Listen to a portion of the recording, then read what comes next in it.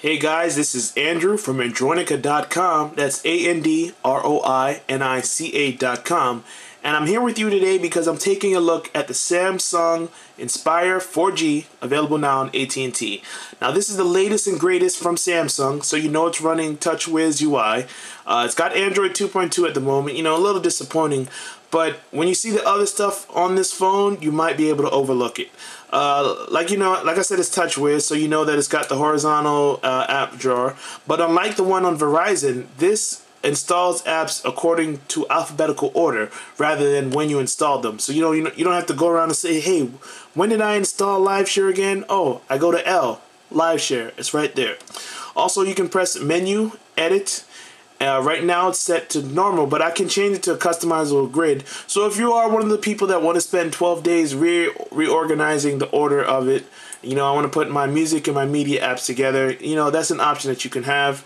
When you're done, you press back, and just like that, it's changed, okay? Now you see L, M right there.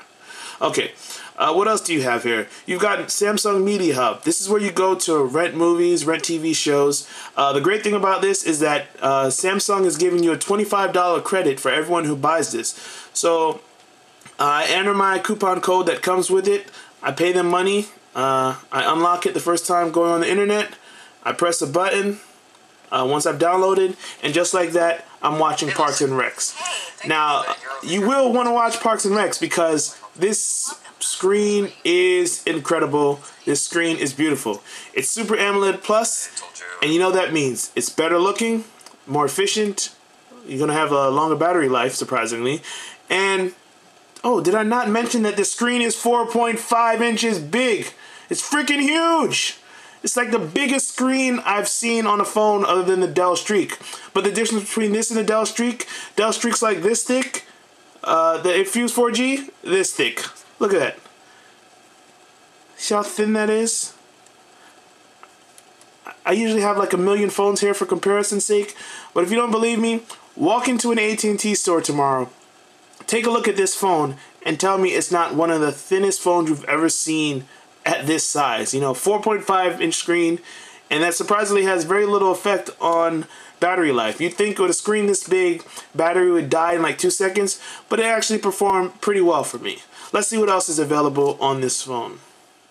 Okay, some things you need to know about this phone. No, it's not running dual core, but it is running 1.2 gigahertz. It's very good. It kept up with everything that I needed to do. I didn't have any lag. I didn't have any stuttering or freezing up, so I was very pleased with it in that regard. It's got the nice little TouchWiz UI that you've seen before. It has a front-facing camera for 1.2 megapixel self-portraits, I should say. It cannot record video because of hardware limitations. I could go into it and explain CCDs and all this other stuff that Samsung explained to me, but really it went in one ear and out the other. The point is, you can't record yourself on the front-facing camera, but you can record yourself with the rear camera, which has 8 megapixels and an LED flash, and it takes really nice photos. It records good videos. You can get HD videos, 720p. You can get up to 1280 by 780 resolution. I'm not sure. Don't quote me. I'll put a note at the bottom. And the best thing about this, I forgot to mention.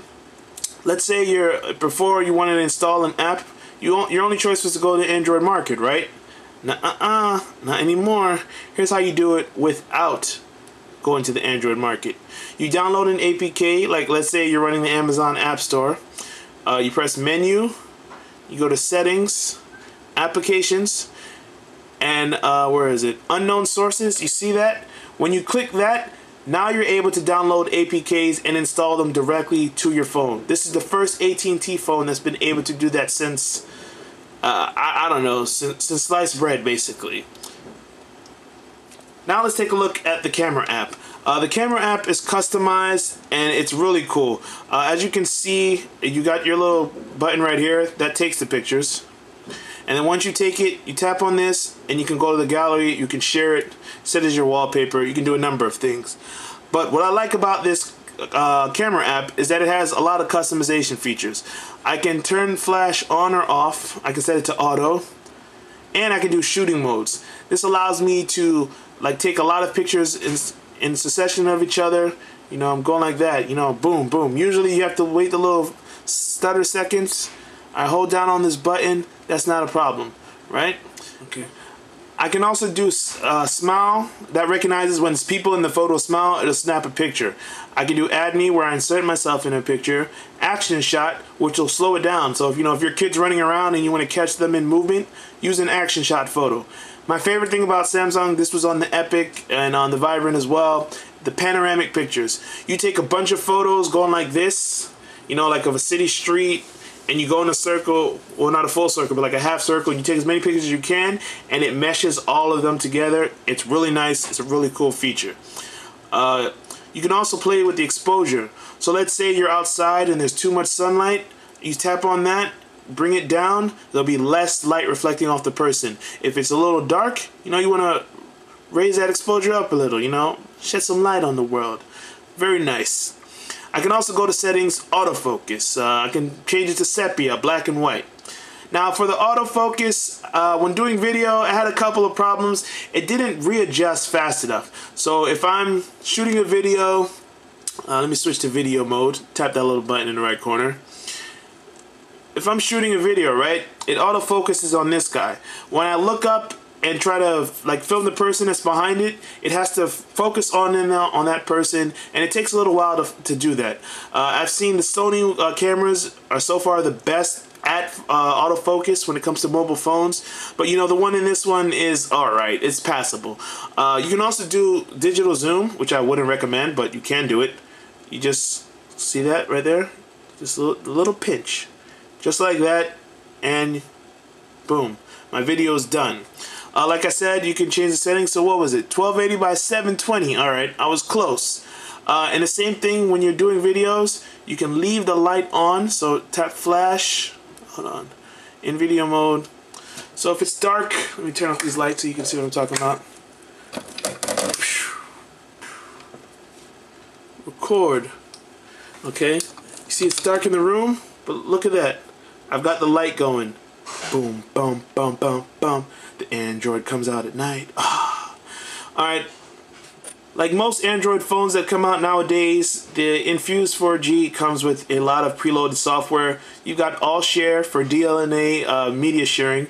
It comes with a special version of Angry Birds, ad-free. You know, it's available for a special contest they're running. You've also got a code scanner, a family map to track where your family is, AT&T Navigator. They made some changes to calendar as well. You know, you're familiar with that. What else is preloaded on here? Let me go through. Oh, if you're a Uverse customer, AT&T, you can watch live TV on your phone. It's got the music player, of course, that I've raved about. You've got a file explorer, My AT&T for your account management. You know, check your status, check your bills, all that stuff. And of course, all the Google Android apps come preloaded. You got a preloaded version of Quick Office, a task manager that really serves no purpose. Don't use it. And of course, you know, you've got Write and Go, which is a little note taker, and Yellow Pages for locating information. Now, the thing about this phone is that it's called the Infuse 4G, but really, the 4G network on AT&T it's hit or miss. I'll just be nice and call it hit or miss. There are places where my 3G on Verizon was actually outpacing the 4G download speeds of AT&T, you know, quote unquote. But overall, I really like this phone. You know, I'm not the type of person that needs 4G. I'd appreciate it if carriers would include it. I don't need dual core, but I'd prefer it.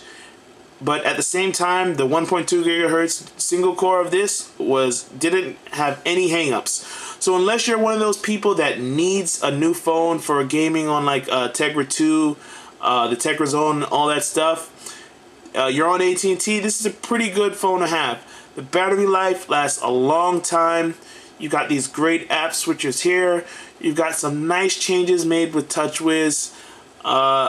You know, preloaded apps are a bother, but overall, I really enjoyed my time with this phone. I'm actually surprised that I'm regretting sending it back. You know, AT&T, you know, help a brother out. I was nice to you. No, just joking. I gotta send it back anyway. I've got like 3 other phones that I need to review coming down the pipeline. But like I said, this phone is really nice.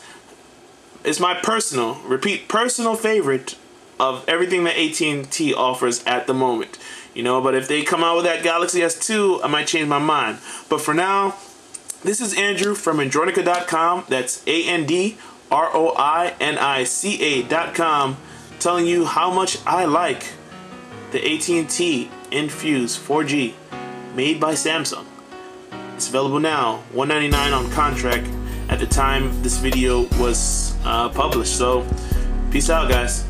Androinica.com. Subscribe. Go subscribe. The button up there. Just click it. Click it.